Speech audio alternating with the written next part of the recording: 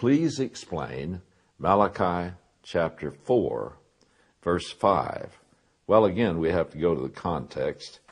It reads like this. It says, remember the law of Moses, my servant, which I commanded him in Horeb for all Israel, with the statutes and judgments. And behold, I will send you Elijah, the prophet, before the coming of the great and dreadful day of the Lord. Malachi is the last book of the Old Testament. This was written about 400 years before Jesus was born. And this was the last voice of the prophets of the Old Testament before Jesus came to fulfill the prophecies of the Old Testament. Now, he says very clearly, I'm going to send you Elijah, and he is going to clear the way for you.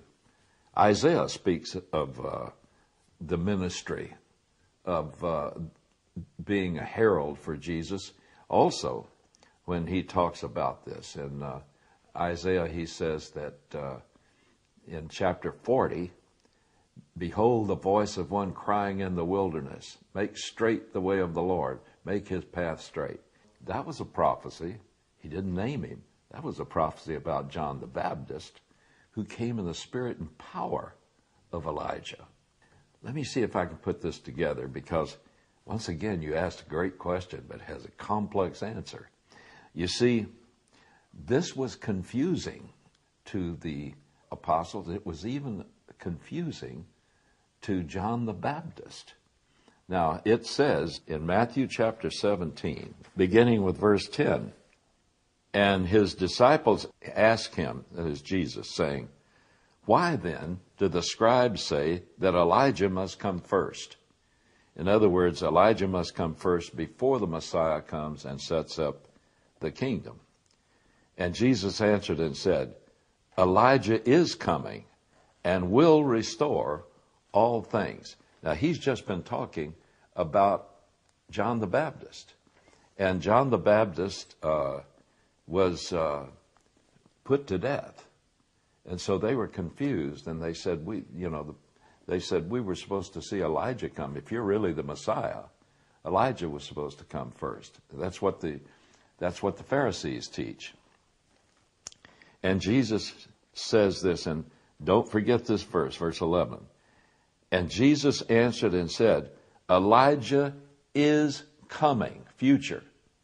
Elijah is truly going to come in the future and will restore all things. In other words, Malachi's prophecy is still valid, not fulfilled yet, but will be fulfilled absolutely. And he says then in verse 12, but I say to you that Elijah already came, and they did not recognize him, but did to him whatever they wished. So also the Son of Man is going to suffer at their hands. Then the disciples understood that he had spoken to them about John the Baptist. Here's something that gets into the foreknowledge of God. He has omniscience. He knows all things, both possible and probable. He knows all things before they happen. And so God made this prophecy.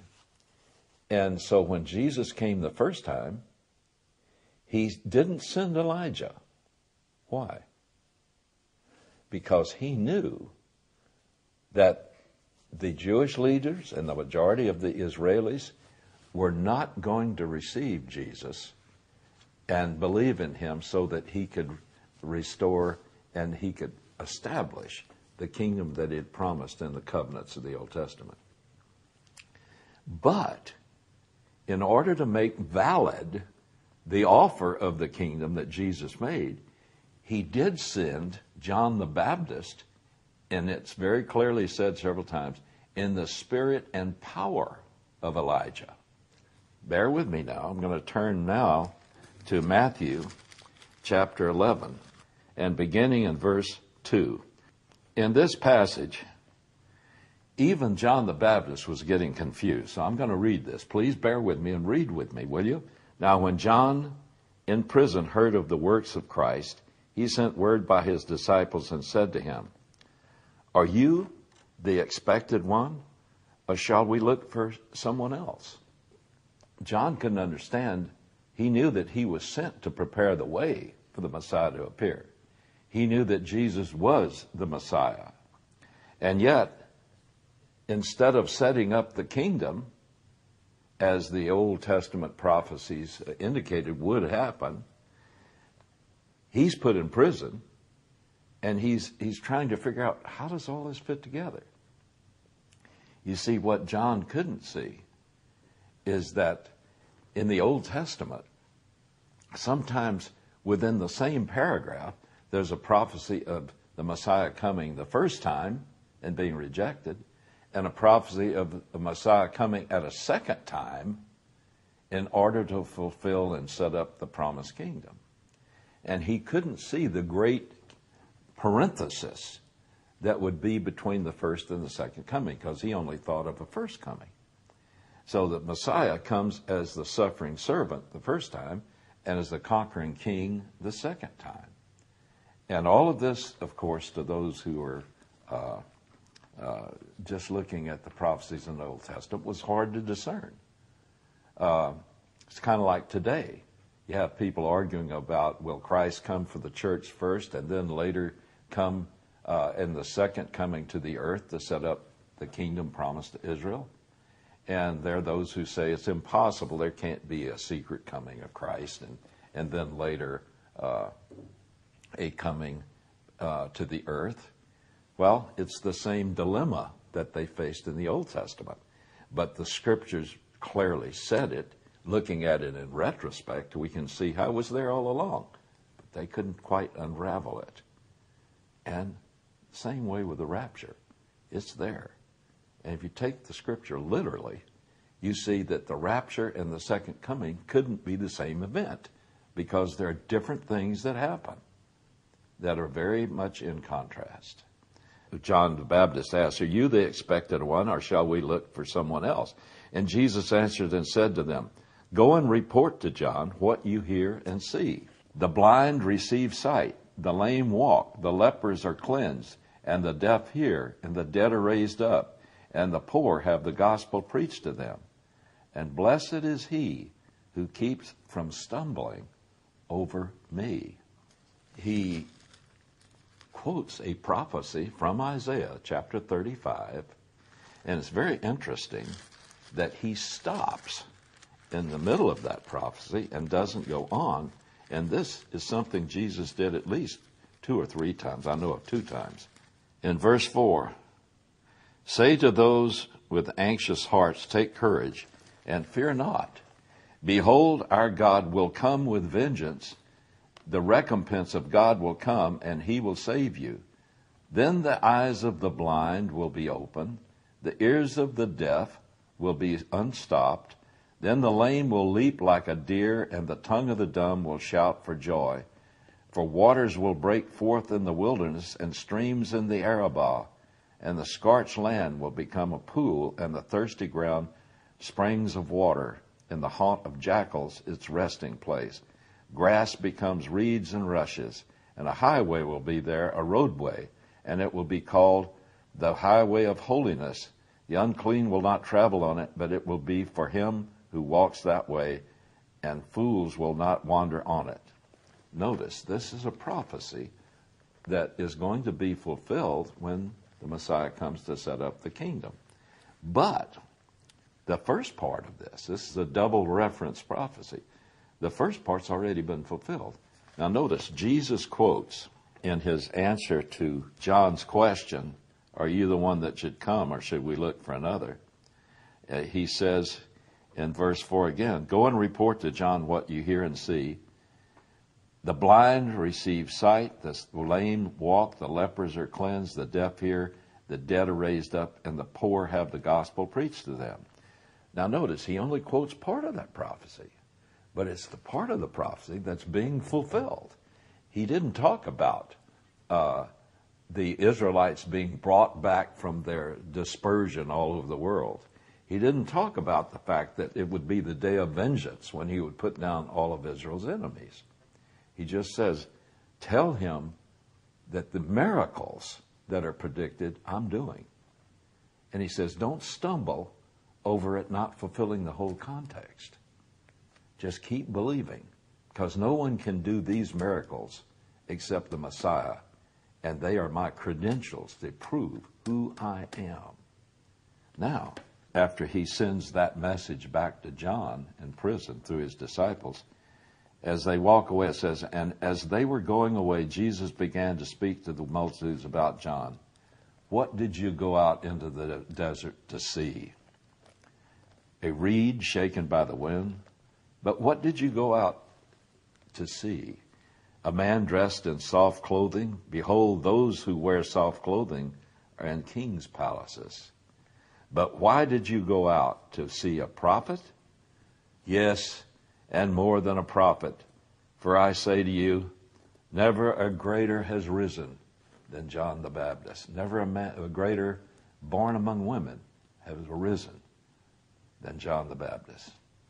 Now, he says that indeed he is the prophet that Isaiah predicted would clear my way. He goes on to say in verse 13, for all the prophets and the law prophesied until John. Now note this statement. And if you care to accept it,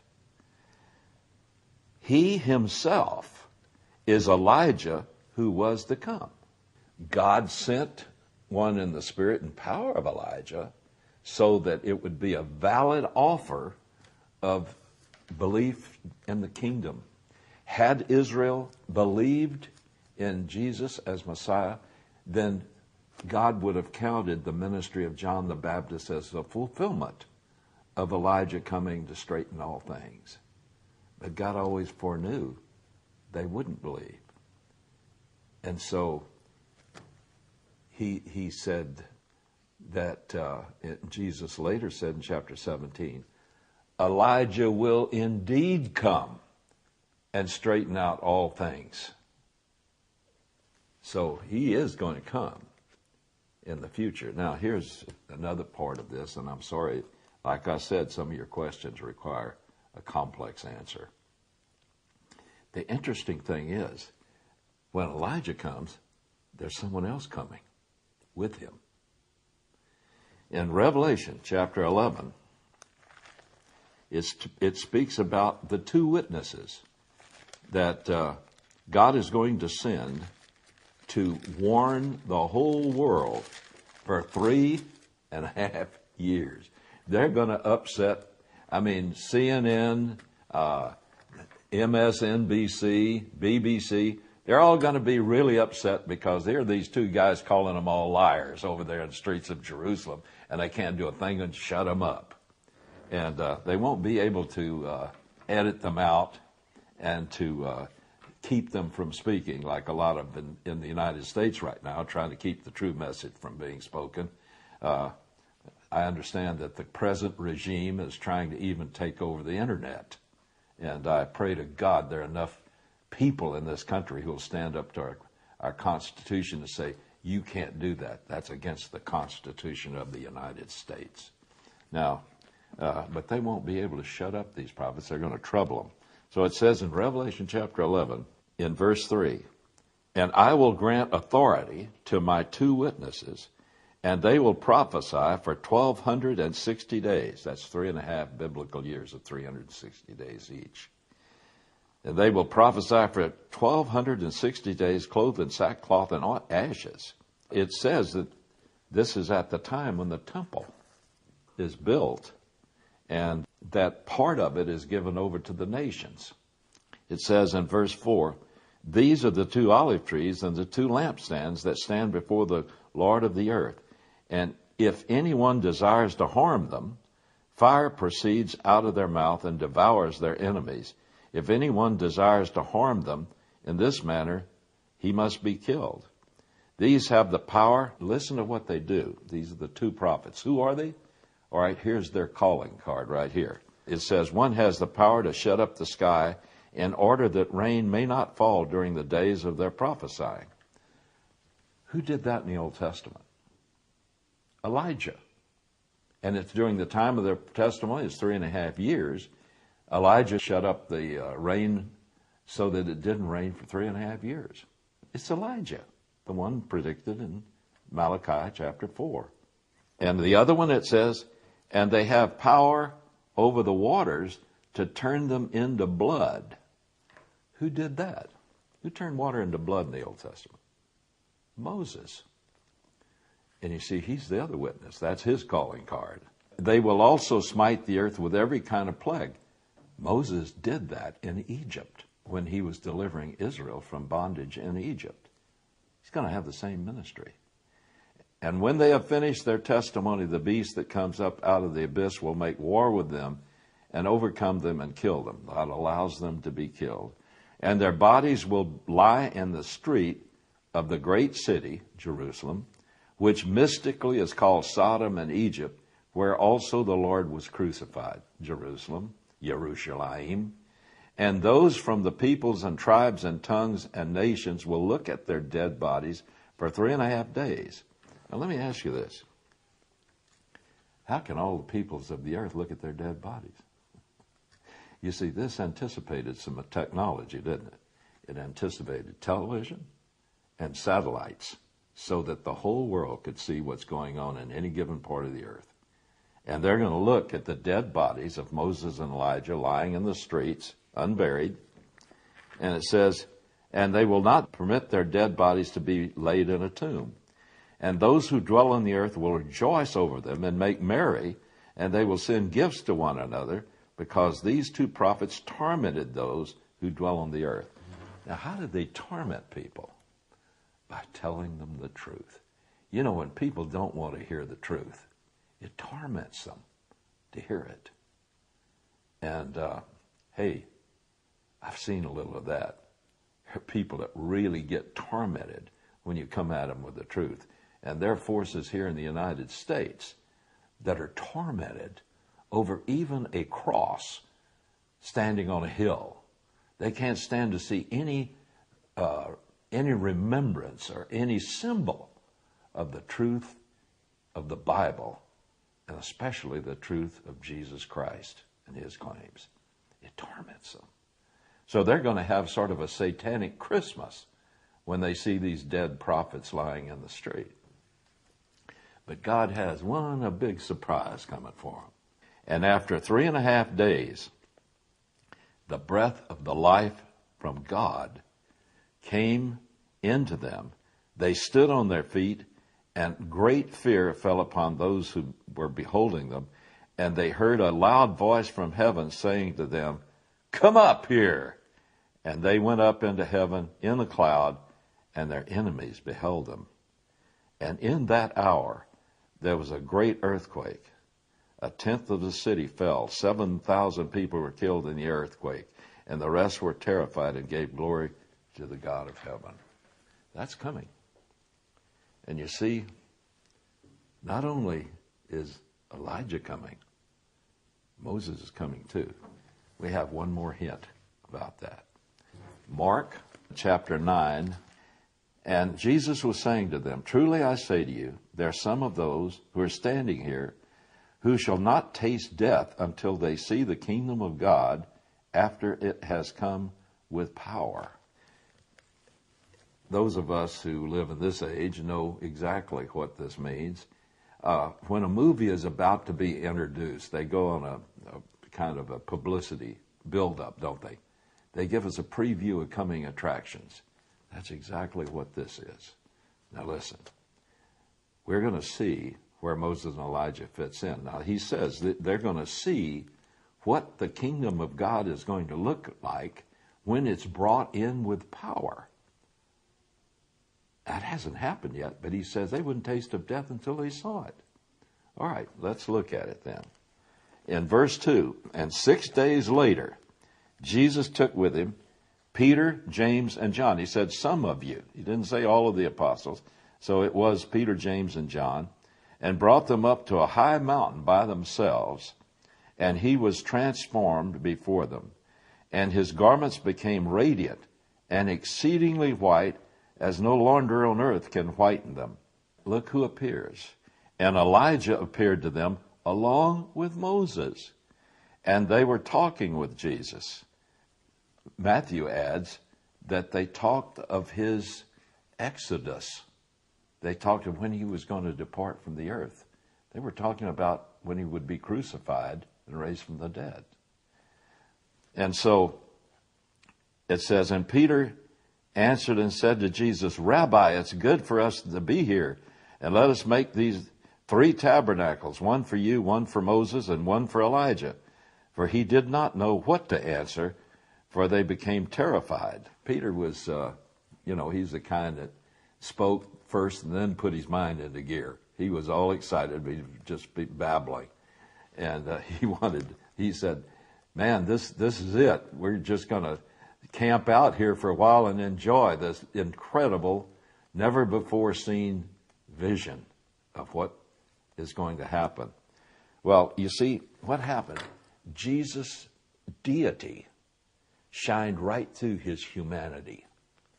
And it was radiant as light. His face was brighter than the sun, it says in Matthew. And that Moses and Elijah appeared talking to him. Well, see, those are the 2 heralds of his second coming when he sets up the kingdom with power. They saw a preview of exactly the way Jesus will look, the way Moses and Elijah will look, and the kind of radiant power that will envelop Jesus when he comes to set up the kingdom. So they saw a preview. After that, it says, Peter did not know what to answer, for they became terrified. Then a cloud formed overshadowing them, and a voice came out of the cloud, and literally he's saying, Peter, shut up. And the Father said, this is my beloved Son. Listen to him. Can you imagine hearing the voice of God speak? And yet they heard it. They were stunned because they heard the voice of God speaking to his beloved Son. And all at once they looked around and saw no one with them, anyone except Jesus alone. And as they were coming down from the mountain, he gave them orders not to relate to anyone what they had seen until the Son of Man should rise from the dead. So they didn't report this until after he came back from the dead in the resurrection.